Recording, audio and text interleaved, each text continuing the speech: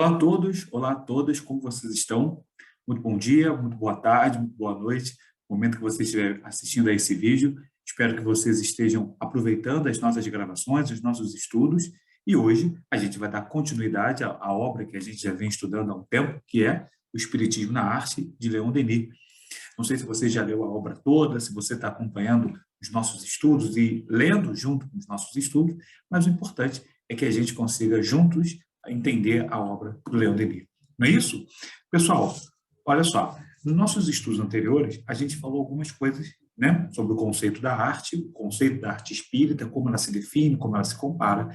Depois a gente também entendeu o momento histórico em que o Leon Denis estava inserido. Essa obra é publicada em 22, que no Brasil foi a Semana de Arte Moderna. Isso significa dizer que todo aquele contexto do desenvolvimento das vanguardas europeias acabam influenciando também não só a visão de Leon Denis sobre a arte, mas também a própria comunicação dos espíritos que publicavam até então, que deram comunicações até então. A gente pressupõe que eram espíritos que vinham de momentos anteriores a algumas inovações artísticas que nós entendemos hoje já quase como uma tradição, né? Porque em 1922 para nós, quase 100 anos aí para trás, vai fazer agora, no ano que vem, 100 anos. Então, para a gente, já é muito que o lugar comum, já é o status quo, já é a arte tradicional, então a gente já não sente mais diferença. Quando a gente olha, por exemplo, uma obra do Pablo Picasso, a gente já não mais se surpreende com aquela publicação. Bom, então, o que é importante que a gente entenda? Que, basicamente, se a gente pudesse fazer um breve resumo, que para Leon Denis, a arte, ela pressupõe elevação, ela tem que nos levar ao belo e ao bom. Então, nesse sentido, Leon Denis vê normalmente a arte clássica, entendida como aquela arte greco-latina, como a arte referencial, como a arte que marca o grande desenvolvimento, o grande momento do pensamento humano. Nesse sentido, é muito interessante pensar que, num caminho um pouco diferente, mas com alguns tons parecidos, filósofos como Nietzsche acreditavam que era a arte e a filosofia que elevaria o homem, que faria com que o homem entendesse o seu lugar no mundo, que faria com que o homem, por exemplo, aprendesse como lidar com as suas circunstâncias, lidar com as suas dificuldades e que se elevaria.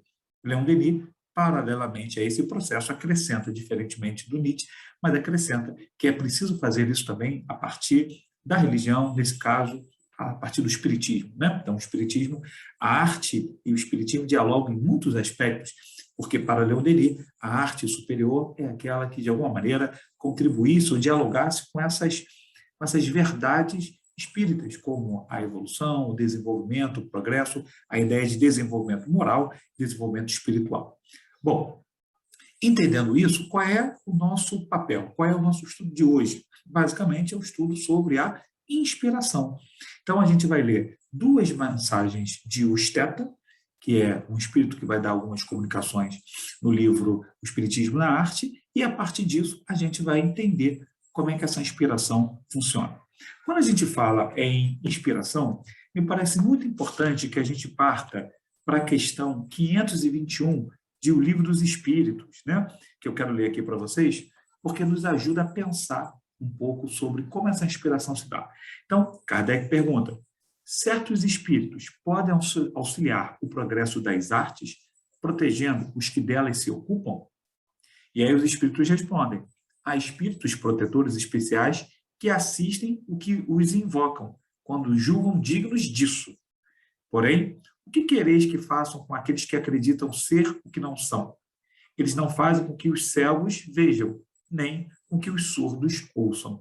Então, é interessante a gente pensar que os espíritos auxiliam, mas que esse auxílio depende também dessa sua própria, digamos, desse seu próprio merecimento, desse seu próprio... Quando a gente fala merecimento, é importante pensar que é um merecimento em todos os aspectos. Então, de uma mentalidade sadia, de ações importantes. A gente está falando de merecimento de pessoas aqui que sejam perfeitas, mas pessoas que estão em constante processo de desenvolvimento. Então, há espíritos que auxiliam. Nesse ponto, a inspiração também se constrói, e Leon Denis vai defender essa ideia, o Usteta vai defender essa ideia, que a inspiração também se constrói nesse diálogo com essa espiritualidade superior, produzindo, então, as artes de maior poder construtivo. Então, a partir daí, acho que a gente já começa, ou já pode começar, os nossos estudos. Bom, quando a gente pega a comunicação de Stetta, e aí eu vou passando aqui com vocês para que a gente tenha uma ideia. 2 pontos são fundamentais. O primeiro é entender que, para o Stetta, a inspiração é de natureza divina. Então, há 2 tipos de inspiração que a gente vai ver, mas que essa inspiração melhor é essa inspiração de natureza divina e que, portanto, inspiração é sinônimo de comunicação. Há um traço mediúnico aí. No item 183 de O Livro dos Médiuns, há um diálogo que a gente consegue perceber desse papel, digamos, mediúnico do processo artístico. O artista, em alguma medida, e quando eu digo artista, é aquela pessoa que produz, não necessariamente um artista profissional. Então, quando a gente produz algo, a gente produz esse algo também inspirado de acordo com os nossos comportamentos, com os nossos pensamentos. A gente abre esse canal comunicativo e esse canal comunicativo é o que contribui para o processo de inspiração. Então, no livro do Leon Denis, O Espiritismo na Arte, é interessante que o Stetta diz assim, quando no espaço o espírito de um artista decidiu reencarnar, leva com ele as amizades de seres queridos, que por causas diversas devem ficar no espaço, mas por intuição, esses amigos enviarão a esse ser, aprisionado na carne, fluidos provenientes do seu meio e ideias que darão novo impulso à parcela de talento que existe nele, e que, sob o domínio da carne, estaria bastante propensa a ficar adormecida. Então, ele compreende aqui que a inspiração é essa comunicação entre amigos que deixamos em outro lugar. Tudo bem? Até aqui? Alguma dúvida? Bom, a partir daqui, o Stetta faz 2 definições. Ele diz que a inspiração ela pode ser pessoal e que a inspiração pode ser também de uma natureza mais ampla. O que ele entende como essa inspiração pessoal? Ele entende a inspiração pessoal como aquela inspiração fruto do acúmulo de experiências, de vivências e de estudos que o espírito tem. Ou seja, você se inspira em você mesmo, você tem capacidade de produzir algo, afinal de contas você acumulou. A gente talvez sinta isso quando a gente estuda, e a gente às vezes estudou durante anos, e naquele período de estudo a gente não foi muito bem nas nossas provas. Passa alguns anos, a gente continua fazendo provas, e aí vai muito bem, e diz assim, caramba, poxa, mas eu nem estudei para essa prova tanto quanto eu estudei para as outras. Para as outras eu não passei, e para essa eu passei. Um pouco disso também está relacionado a essa inspiração de si para si próprio, quer dizer, o acúmulo de conhecimento faz com que você, anos mais tarde, consiga produzir certas coisas, porque você tem mais 5, 6, 7, 10 anos além, às vezes lendo, estudando ou lendo em outras circunstâncias. Então, isso seria um exemplo, uma inspiração de si para si. A outra inspiração, essa inspiração mais ampla, já está associada a essa relação com a natureza divina, a essa comunicação com os espíritos. Bom, e aí o espírito Stetta diz assim, para tornar essa inspiração mais bela, mais elevada, é preciso impregná-la de ideal e de fluidos que emanam do foco divino. Chegamos assim à segunda forma de inspiração. Vós sabeis que os amigos invisíveis velam pelos seres que eles sentem que são dignos de serem protegidos e encorajados. Do espaço, os espíritos superiores pressentem a pequena chama criada pela inspiração pessoal. Para torná-la mais brilhante pela prece, se Deus o permite, esses guias irão buscar nas esferas onde reinam radiações maravilhosas os elementos da vida criadora, que alinharão essa pequena chama e dela farão brotar centelhas de talento. Então é curioso entender aquela pergunta de O Livro dos Espíritos que diz que os espíritos influenciam na nossa vida muito mais do que a gente pode imaginar. Às vezes a gente pode pensar nisso num aspecto negativo, mas também nos aspectos positivos, de sustentação, de elevação. Ou seja, os amigos que deixamos, isso é sempre importante de pensar, porque isso faz com que a gente constantemente se sinta amparado, acompanhado e protegido. Os amigos que deixamos no plano espiritual, muitas vezes vão nos inspirando pela prece, por isso que é tão importante essa comunicação, essa abertura do pensamento, a leitura de uma página diária, a prece constante, ou seja, na verdade, o que a gente está fazendo é abrindo o nosso canal vibratório, abrindo a nossa mente para que a gente possa receber essas influências. Então, isso é um ponto importante de a gente pensar em como se constitui a inspiração. Agora, aqui tem um ponto interessante, porque ele diz que a arte é como se fosse um fenômeno de prece. Bom, isso é muito interessante, porque ele diz assim, eu quero ler mais uma passagem para a gente fazer um pequeno comentário. Ele diz assim, a arte ideal é uma das formas da prece. Seu pensamento atrairá amigos invisíveis muito elevados e a ele será fácil fazer realçar o brilho da chama acesa anteriormente, e da alma do artista brotarão obras inspiradas pelo belo e pelo divino. Então, aqui tem algumas, pelo menos 3 coisas que a gente pode dizer. A primeira coisa que a gente pode dizer é: tem que também partir do artista, ou seja, há o estudo, há o aprimoramento, há o trabalho, há o esforço. Então, o artista se esforça, produz, promove o conhecimento, e a partir daí ele começa a ter essas centelhas inspiratórias. Depois é preciso que ele abra esse canal comunicativo. Como é que ele abre esse canal comunicativo? Mudando a sua atmosfera, mudando o seu pensamento. Isso sempre me lembra nos Missionários da Luz, logo no iniciozinho, quando o André Luiz está reunido com alguns amigos, inclusive com o benfeitor Alexandre, e em determinado momento eles estão trabalhando ali numa sessão mediúnica, e o Alexandre, esse benfeitor, esse orientador espiritual, comenta que é pela ausência de pensamento de alguns médiuns ali que estaria havendo uma certa dificuldade na comunicação. Então, claro que a nossa ideia aqui não é aprofundar todas essas reflexões sobre a mediunidade, mas um ponto é isso: quantas vezes o nosso fechar do pensamento impede que essas inspirações venham? Então, o que ele diz é: vamos abrir esse pensamento. E aí eu retorno ao que eu disse há pouco e que o livro está dizendo aqui para nós. E como é que a gente faz isso? Né? Qual é a forma prática de fazer isso? Pela prece. Tá? Então, a gente tem o esforço do médium, a gente tem a abertura desse pensamento e, claro, você tem a prece. E ele continua dizendo aqui, a arte ser uma forma de prece também coloca a arte num outro lugar. Então, para Leon Denis e para o Esteta, nem tudo é arte. Se a gente estiver conversando, então, por exemplo, com um estudioso sobre arte, o conceito de arte é mais amplo. Por exemplo, uma arte performática, ela pode ter como pressuposto colocar em discussão uma determinada modalidade. Então, quando eu digo uma arte performática, é talvez uma arte de rua que a gente veja, uma arte como dança, é uma arte em que se use o corpo como objeto de produção artística. Então, você vai, por exemplo, a um lugar e as pessoas estão, sei lá, numa roda e aquilo queira gerar alguma coisa. Então, isso poderia ser um exemplo de arte performática. Existem outros tipos de artes também que modificam esse aspecto. Para Leon Denis e para o Esteta, para ser arte, ela tem que nos levar ao belo e ao bom, ela tem que nos aproximar da divindade. Então, nesse sentido, a arte ela assume um caráter diferente, ou pelo menos mais específico, mais delimitado para Leon Denis. Isso é um fenômeno importante de se comentar. Por quê?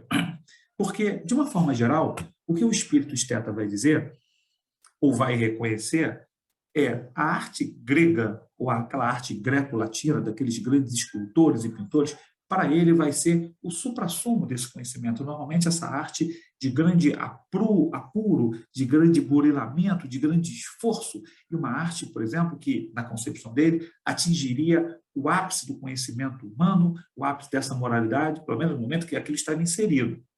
Embora isso seja importante, eu acho que vale a pena a gente discutir, porque a nossa visão hoje é uma visão que se amplia, porque quando, foi o que eu disse logo no início aqui do nosso vídeo, quando o espírito diz isso, ele diz isso em 21, eventualmente antes, onde ele tiver reunido as informações. Hoje, nosso conceito de arte, ele vai digamos, ele vai se ampliando, ele vai se desenvolvendo. Então, por exemplo, a gente consegue perceber que esse espírito Esteta faz um certo juízo de valor, né? Reconhece que a arte daquele período, ou seja, essa arte mais vanguardista, dialogava, ou por exemplo, era estranha para ele. Aqui tem um ponto importante que a gente tem que falar sobre essas artes, como o cubismo, o futurismo, o expressionismo, aquele período dos movimentos de vanguarda que gerariam para nós, que não somos especialistas em arte, um certo estranhamento, né? Ou seja, isso é arte. É preciso dizer que a arte desse período tem um caráter de contestação. Então, no caso dos grandes autores, do expressionismo, né, que começa na Alemanha, ou mesmo, por exemplo, do cubismo, em que você tem a presença do Pablo Picasso, é preciso dizer que esses autores eles estavam olhando o mundo por uma perspectiva diferente. Havia, se a gente quiser pensar, havia o fim da Belle Époque, havia o período entre guerras, né? Então a Primeira e a Segunda Guerra Mundial.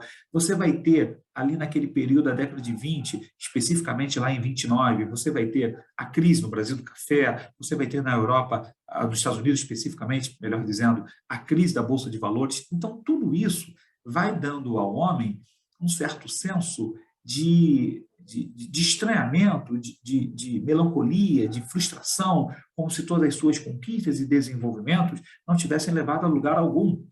Associado a isso, quando o homem olha para essas relações, quando o homem olha para esse mundo em que ele está inserido, ele se sente, em muita medida, meio que constrangido à movimentação, à mudança, à contestação. É como se essa arte estética e estática do greco-latino já não mais atendesse às demandas do presente e da velocidade.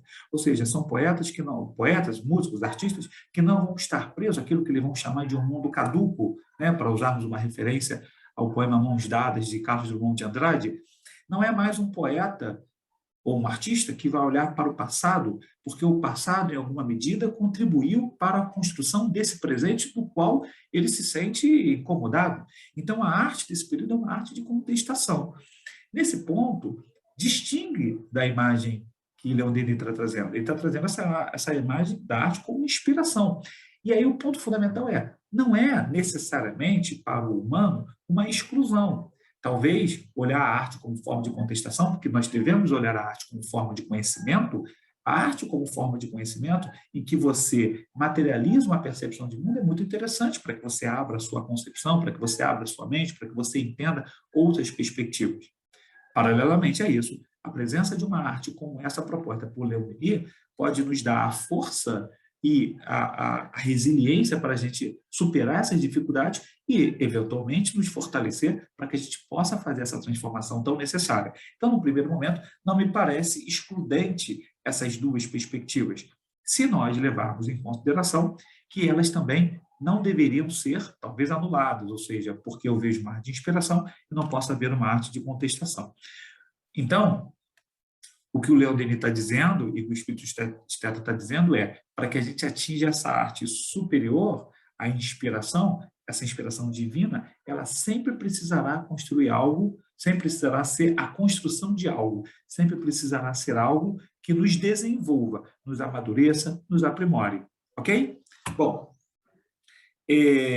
então, a partir daí, é importante a gente também mencionar o seguinte: o Esteta vai dizer que há 2 pontos. Ele vai dizer que a arte ela tem uma tríade, né, de iniciação, trabalho e progressão, e aí nós podemos ler esse processo para ver se fica mais claro para nós essa ideia. Então, ele vai dizer assim, só para a gente entender. Os espíritos imbuídos das belas obras rebuscadas sobre a Terra e no espaço e que estão atualmente desencarnados retornarão no momento em que a arte e o espírito, divinizados, deverão reflorir, de uma forma mais intensa. Paralelamente, outros espíritos que anteriormente trabalharam pela evolução material impregnaram-se de positivismo e aqui na Terra, na hora presente, sua inspiração, que está classificada como inspiração pessoal, encaminha-se para as coisas científicas.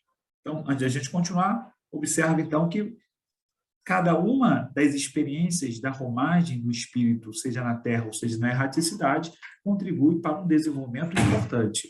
Então, ele diz assim, só para a gente ter uma ideia, mas o grupo de artistas idealistas que fica no espaço busca iluminar com uma luz divina esses seres que têm belas qualidades sob o ponto de vista do trabalho e que devem fazer surgir a centelha da ciência. Eis porque, nesse momento, observais uma luta entre a ciência pura e a procura dos destinos humanos, sua formação e a do cosmos. Bom, aqui um ponto fundamental é a gente entender como o conhecimento científico é importante, mas que, de acordo com o espírito do Esteta, é fundamental que você o ilumine com a base divina. Tá? Então, esse diálogo é importante para a gente entender como funciona esse desenvolvimento, tanto da iniciação, do trabalho e da progressão constante da arte, consequentemente, do espírito. Bom, a partir daí, para que a gente já vá direcionando para o fim, e dialogando com essa ideia de que tudo contribui para o nosso desenvolvimento e tudo contribui para o progresso, tanto da ciência quanto da arte, desde que a gente não esqueça o aspecto espiritual, o Espírito Esteta diz assim no seu penúltimo parágrafo: a evolução científica prossegue em todos os domínios, desde a preciosa descoberta material até a aplicação de princípios novos e positivos nas artes. Atualmente, vossas artes salvo a literatura, procedem desse gênero um pouco impulsivo de impressão, de inspiração. Está vendo que ele está mencionando aqui um pouco dessa arte que ele tem visto dessas vanguardas, o futurismo, o cubismo, ele toma isso como algo muito impulsivo.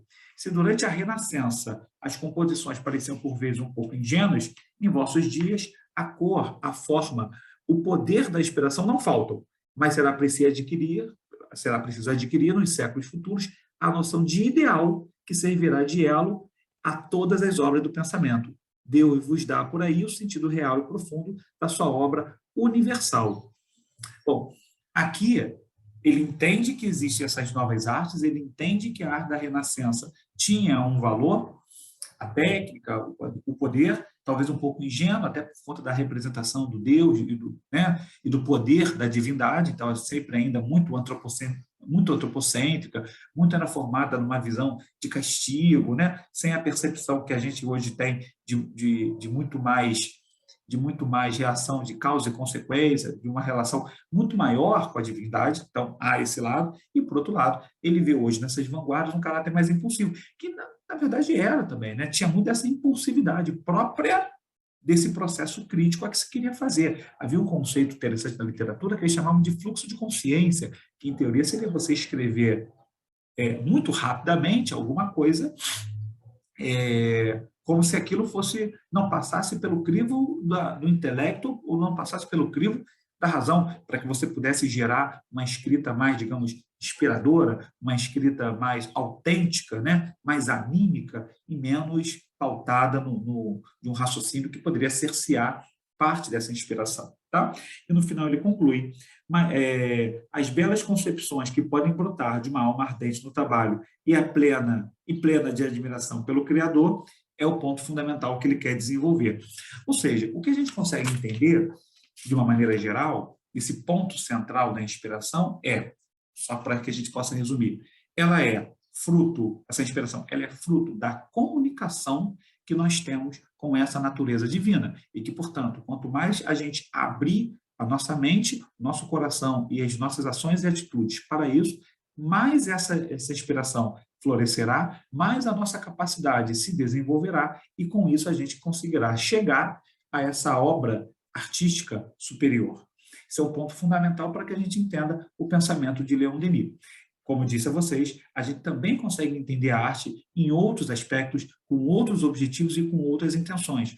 Como o Espiritismo é sempre uma arte que se aprimora, mas um pensamento que sempre se aprimora, que se desenvolve, e sempre olha também as questões do seu tempo, de que modo a gente consegue dialogar esses conceitos de arte espírita ao conceito de arte, para que a arte sirva, como disse Nietzsche, como diz Leon Denis, e como a gente entende, para que a arte seja uma forma de conhecimento que nos eleve sempre, que nos ajude sempre a progredir.